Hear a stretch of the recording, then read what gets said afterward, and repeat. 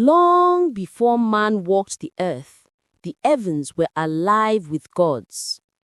They floated like stars, each glowing with power. Ogun the iron one, Sangbo the fire breather, Oya the wind of change. And among them all, one god shone with calm silver light, Obatala, the gentle creator. The heavens were filled with laughter, drums and rivers of light. But down below, the world was silent, nothing but swirling water and endless mist. Olodumare called all the orishas together. "It has come," said Olodumare. "Earth must have form. Who among you will shape it?" Obatala stepped forward, calm and humble. "Father of all," he said, bowing, "allow me to create a place where peace can live." Olodumare smiled. "Then take this snail shell filled with sand and this white cloth. When you pour it upon the waters, land will rise." And so began the story of the God who will shape the first humans. Obatala tied his white cloth to his waist, and from the heavens he descended along a golden chain, down, down through the clouds and wind. He carried with him a snail shell filled with divine sand, a rooster with shining feathers, and a heart full of purpose.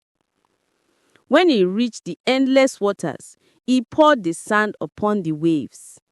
The roosters crashed and spread it across the surface, and land appeared, forming hills, valleys, and the ancient earth known as Ife. Obatala smiled, proud and peaceful. "Here," he whispered, "life will take its first breath." For many days, Obatala walked across the new land.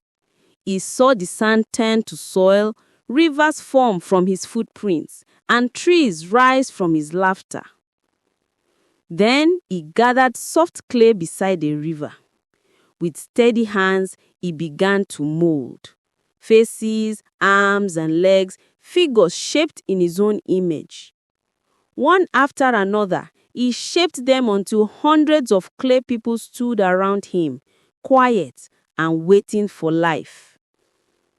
But when he looked at them, he sighed. He said, "They have no breath. Olodumare alone can give them life." So he rested, waiting for permission to return to the heavens. One afternoon, tired from his work, Obatala found palm trees heavy with sweet fruit. He tapped one and collected the milky drink that flowed, palm wine. He had never tasted it before. Curious, he sipped, then drank again until the gentle god of peace was smiling foolishly, his hands unsteady. "He just want more," he said to himself. But when he returned to mold new figures, his hands shook. The clay men and women he shaped were no longer perfect. Some had bent legs, twisted arms, or uneven faces. Yet Obatala smiled, too drunk to see what he had done. While Obatala slept, Olodumare descended from the sky. He looked at the clay people, some perfect, some imperfect, and said, "All are mine." He blew his breath across the land, and the clay figures came alive. Some stood tall, others limped, but all had beating hearts. When Obatala awoke and saw what had happened, he fell to his knees. "Father, forgive me. My hands were not pure." Olodumare said gently, "They are all your children. The ones that walk straight and those that crawl, all are your work. Care for all equally." Obatala wept. He swore never to drink again and promised to be protector of those born imperfect, the disabled, the weak, and the forgotten. What spread in the heavens that Obatala had created humans? Ogun, the god of iron and war, grew jealous. He shaped mud and calls himself great. He scoffed. Let me test his fragile world. Ogun descended to the earth with fire and metal, cutting down trees, splitting mountains, building his kingdom with strength and power. Humans began to fear him. They turned away from Obatala's peace and worshipped Ogun for his strength. From his temple of white marble, Obatala watched in silence, heart heavy. One day, Obatala walked into Ogun's camp. Brother, the people follow you in fear. Let peace guide them, not your sword. Ogun laughed, sparks flying from his forge. Peace does not feed the hungry. Fear makes them obey. Obatala placed his hand on Ogun's chest. One day, they will see that fear is not power. Only love lasts forever. Ogun turned away, his eyes dark. Years passed. The humans multiplied, building villages and farms. They sang songs to the gods, to Ogun for iron, to Sangbo for thunder, to Oya for wind. But at sunset, many came to Obatala's shrine. The blind, the lame, and the forgotten gathered around him.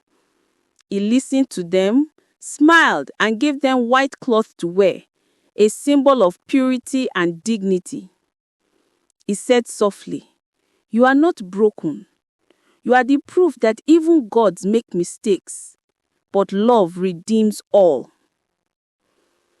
One season, drought struck Ife. The rivers dried, crops died, and hunger swept the land. The people ran to Ogun's temple begging for rain. But the god of iron only gave them war. He demanded sacrifice. Obatala walked into the square. "No blood shall be spilled." The people hesitated, but a storm gathered. Sangu's lightning flashed, Oya's winds roared. The gods themselves were watching. Obatala knelt and placed his hands upon the earth. "Let peace bring water," he whispered. Rain began to fall, softly at first, then heavily, washing the dust from every heart. To honor Obatala, the people of Ife built him a temple of pure white stone. Inside, no weapons were allowed, only silence, candles, and prayer.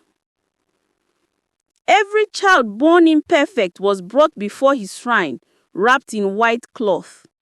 Their parents prayed, "Obatala, protector of all, give this child peace." And the gentle God watched over them, smiling. Years later, Ogun returned from his woes. He saw Obatala's temple shining on the hill and the people bowing in peace. He laid down his sword and approached quietly. "Brother, you were right.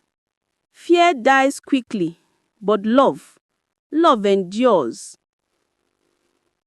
Obatala embraced him. "Then let us both guard this world. Your iron, my clay." Time passed. The world grew full of men, women, and children. Some strong, some weak, all alive under Obatala's care. One evening, he looked upon the setting sun and smiled. He said, "My work is done." He ascended slowly into the heavens, leaving his white cloth fluttering on the wind. It landed in the temple, where it remains till this day, a reminder that peace is divine. Obatala, the gentle creator, taught the world the truth greater than power, that perfection is not in form, but in compassion, that every flaw hides a spark of divine beauty, and that even gods like men must learn from their mistakes.